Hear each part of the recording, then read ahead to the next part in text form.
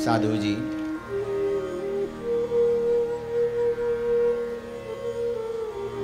मन मैला तन उजला, मन मैला तन उजला, या बगुला की टेक, याते तो कौआ भला भीतर बाहर एक।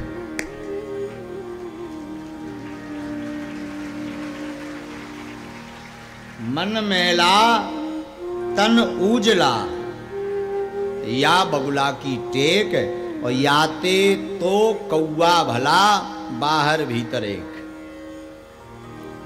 जो व्यक्ति बाहर से तो खूब चमक धमक में एकदम बगबगा फेयर लवली के चमत्कार में दिख रहा हो,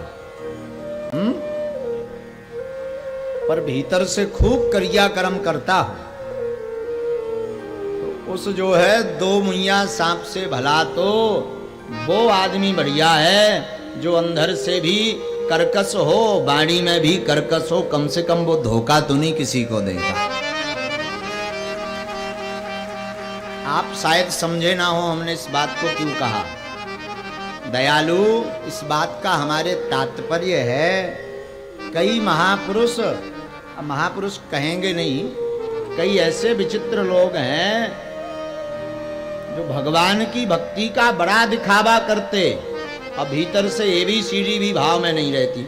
रिश्तेदार घर पे आ जाएं तो 3 घंटा की 5 मिनट की पूजा 1 घंटा करेंगे। जय हनुमान ज्ञान गुण सागर, जय लक्ष्मी माता, ओम नमः शिवाय, ताकि रिश्तेदार समझ लें ये बड़ा वाला भक्त है, भैया पुजारी है। और रिश्तेदार कर जाएं, जय हो भगवान, अब तुम बैठे रहो, हम चल रहे हैं। ये दो मुइया सांप हैं महाराज। मैं श्रीमान निवेदन करूं आप सबसे, आप जहां भी रहो, जैसे भी रहो, भीतर रहो चाहे बाहर, हमेशा एक से रहो। जो करना सो करना, जिस भाव में जीना सो जीना। ठाकुर की भक्ति हमें जैसी करनी सो करनी। जगत क्या कहेगा, कुछ नहीं कहेगा। ये आदमी तब तक बोलता रहेगा जब तक तुम मरघट नहीं पहुंच गए। कहां? मरघटा। मरघटा पहुंच गए पर कोई नहीं बोलेगा, गारंटी हमारी।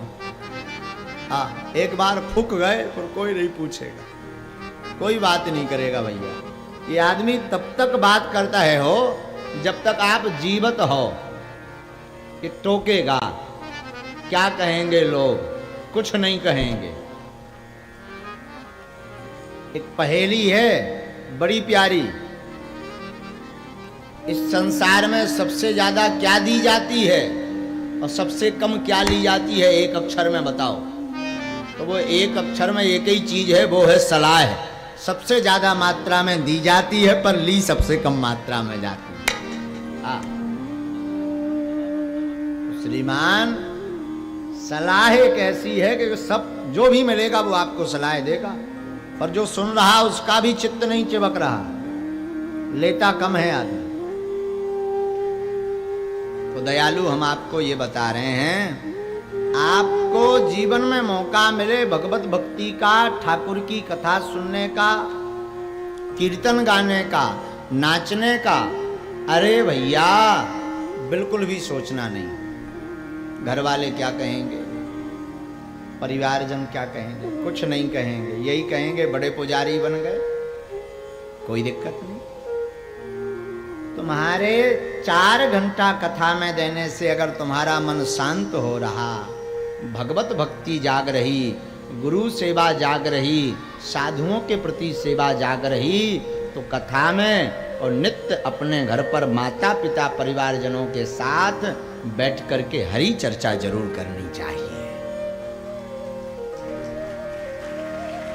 वरना आप सबसे बढ़िया तो फिर कौआ ठीक है, ऊपर से भी काला होता है और भीतर से भी काला होता होगा, है? तो हमारी प्रार्थना है आपसे। अच्छा, पशु महाराज कभी धर्म से विचलित नहीं होते दयालु। जब भी होता है आदमी धर्म से विचलित होता है, पशु कभी धर्म से विचलित नहीं होते दयालु। गाय घास चरने वाली है, 10 दिन की भूखी हो और आप उसके सामने मांस रखो तो क्या वह गौ माता घास वो मांस खाएगी? जवाब दो। सिंह 1 महीने से भूखा हो, कुछ भी ना मिला हो अन्न का दाना, और उसके सामने तुम भूसा रख दो, क्या खाएगा? नहीं खाएगा। पर आदमी सब खा जाए, आगी को लगो, भूसा खा जाए, शेरन को भोजन कर जाए, ढोरन को भोजन कर जाए, आदमन को तो भोजन कर ही जाए, और ज्यादा तुम समझाओ तो तुम्हारी खपरिया खा जाए। हाँ, अगर आपने ज्यादा समझाने का प्रयास किया तो वो तुम्हारी खोपड़ी खा जाएगा। एक आदमी ऐसा है जिसका कोई धर्म नहीं है, इसलिए तो प्रवचन आपने कभी पशुओं के लिए सुना नहीं होगा। पशुओं के लिए कोई पुस्तक नहीं बनी, क्योंकि उन्हें जरूरत ही नहीं है। जो जरूरत है प्रवचनों की वो इंसानों की ही आवश्यक है।